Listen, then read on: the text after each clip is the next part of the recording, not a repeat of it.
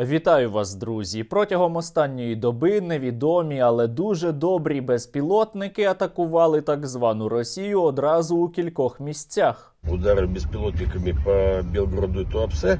Нефтебазу в Туапсе ночью пытались атаковать два беспилотника. Якраз, до речі, учора Владімір Путін призначив нового командувача силами протиповітряної оборони так званої Росії, і ним став вже відомий вам Суровікін. Приступайте к отводу войск. Есть. На території так званої Росії, якщо у неї є, звісно, своя територія, останнім часом стає усе тривожніше та тривожніше, буквально. Внимание! Внимание! Угроза ракетного удара!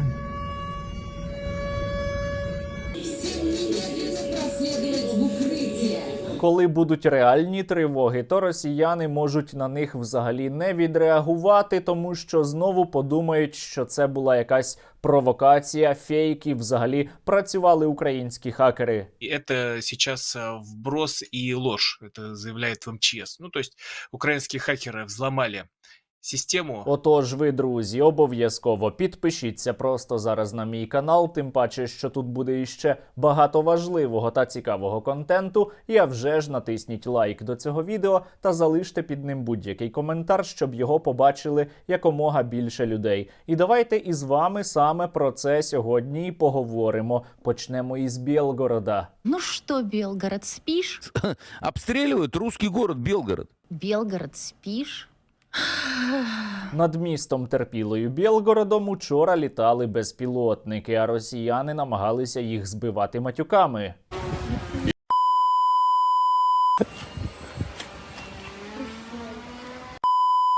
Невідомо, чи то матюки подіяли, чи, можливо, це взагалі були російські безпілотники, але, зрештою, один з них точно впав, але росіянам усе одно було страшно, бо раптом цей безпілотник міг бути зараженим біологічною зброєю, напевно. Двор Садовая, 28. Впал беспилотник.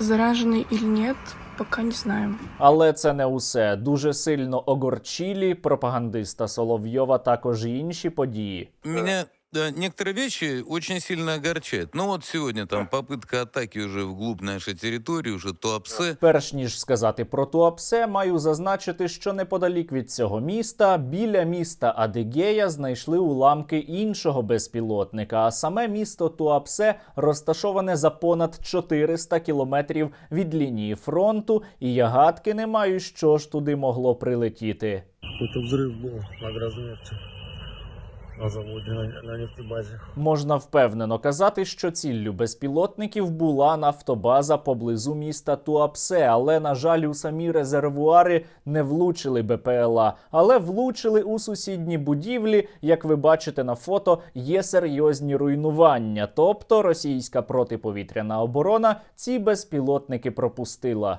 Буки, Торы, панцири работают в высшей степени эффективно. Російський депутат Госдуми Гурульов усе розмірковує, як же зробити, щоб таких інцидентів більше у майбутньому не було, і доходить висновку, що це зробити дуже складно. Треба виготовляти більше систем ППО, але це займе багато часу, тому Росії доведеться терпіти. Конечно, это система противовоздушной обороны, но сколько надо выпустить систем ПВО, чтобы каждый критический объект прикрыть?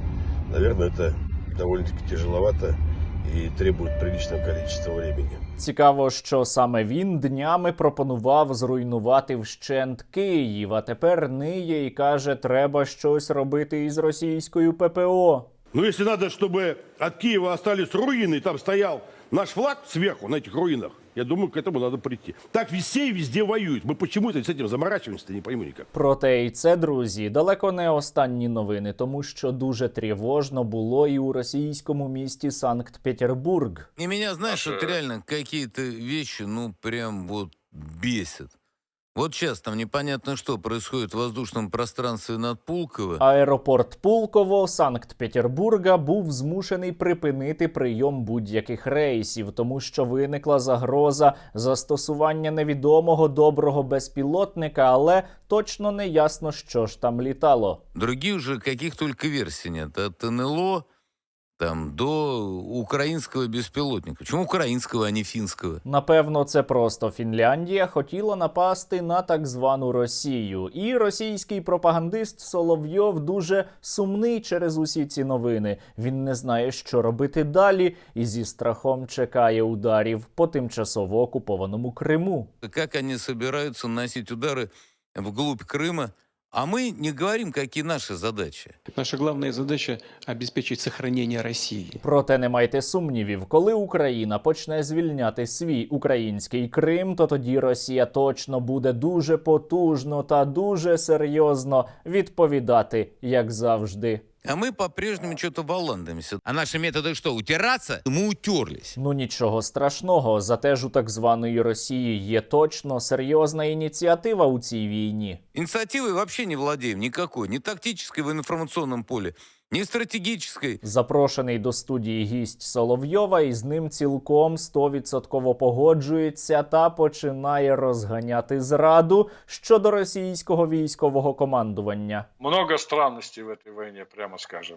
Много странностей. Я боюсь, что снова кому-то война, кому мать. Та і взагалі, усі ці удари по території так званої Росії дуже погано впливають на психіку самих росіян, тому що вони не можуть почуватися у безпеці, біднесенькі, розв'язали війну, а тепер думають, що для них є ситуація цілком небезпечною, і у зв'язку із цим так звані росіяни не будуть довіряти Владіміру Путіну. Наносит удары там, где он хочет. А ведь население должно быть уверено в своей защищенности.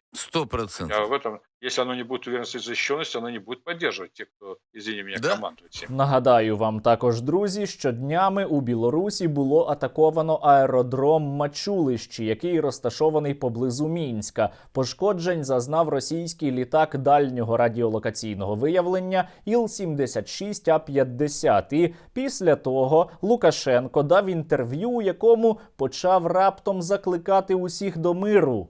Поэтому наш путь в Украине – это путь мира. Мы не хотим никакой войны.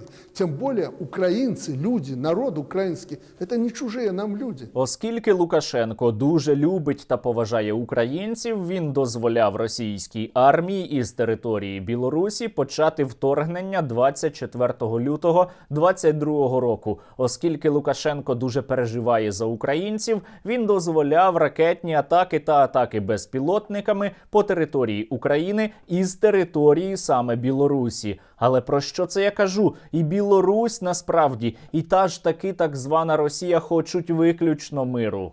100% убежден, и россияне склонны к тому, чтобы прекратился этот конфликт. Самопроголошений президент Білорусі Лукашенко під час свого інтерв'ю просив, благав кілька разів про те, щоб Україна нарешті сіла за стіл переговорів із росіянами і щоб був обов'язково мір. Поэтому надо воспользовать этот момент, чтобы прекратить братоубийственную эту войну и этот конфликт. Поэтому нет другого пути, как заключить мирный договор сейчас.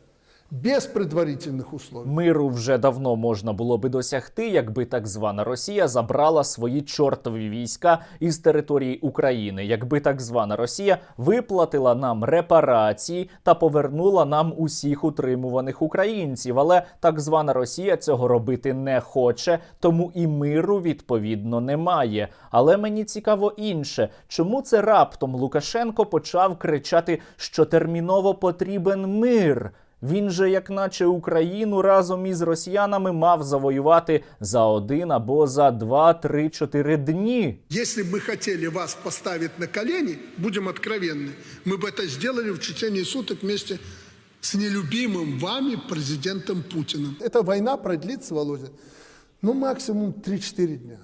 Там некому будет против нас воевать. И надо прекратить эту войну.